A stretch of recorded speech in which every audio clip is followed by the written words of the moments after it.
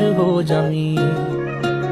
ਉਹ ਸਾਗਰ ਦੀਆਂ ਛੱਲਾਂ ਵਾਂਗੂ ਜ਼ਿੰਦਗੀ ਹੈ ਬੜੀ ਟੇਢੀ ਮੇਢੀ, ਕਿੱਥੇ ਲੈ ਕੇ ਚਲੀਏ ਜਾਵੇ ਪਤਾ ਨਹੀਂ ਕੁਝ ਵੀ ਕੀ ਹੈ ਕਹਿੰਦੀ। ਉੱਚਿਆ ਲੰਮਿਆਂ ਪਹਾੜਾਂ ਵਾਂਗੂ ਦਿਸਦੀ ਨੇੜੇ ਦੂਰ ਰਹਿੰਦੀ, ਜਿੱਥੇ ਕੋਈ ਸਾਰ ਨਾ ਹੋਵੇ ਬਾਰਿਸ਼ ਵੀ ਏ ਉੱਥੇ ਪੈਂਦੀ। ਦੇਖਾਂ ਨਾ ਜੇ ਤੈਨੂੰ ਮੇਰੇ ਦਿਲ ਨੂੰ ਸਾਲੀ ਚੈਨ ਨਹੀਂ ਪੈਂਦੀ, ਜੋ ਹੁੰਦਾ ਚੰਗੇ ਲਈ ਹੁੰਦਾ ਦੁਨੀਆ ਐਵੇਂ ਝੂਠੀਆਂ ਕਹਿੰਦੀ। ਉੜ ਜਾਂਦੇ ਜਦ ਪੰਛੀ ਮੁੜੇ ਉਹਨਾਂ ਨੂੰ ਘਰ ਦੀ ਲੋੜ ਨਹੀਂ ਪੈਂਦੀ। ਨਾ ਤੂੰ ਕਿਤੇ ਖੋ ਜਾਵੀਂ, ਨਾ ਤੂੰ ਕਿਤੇ ਖੋ ਜਾਵੀਂ, ਜਿਵੇਂ ਬੱਦਲਾਂ ਦੇ ਓਲੇ ਹੋਇਆ ਚੰਨ, ਨਾ ਮੈਂ ਤੋਂ ਓਲੇ ਹੋ ਜਾਵੀਂ ਤੂੰ, ਗੱਲ ਮੇਰੀ ਮੰਨ ਮੇਰਾ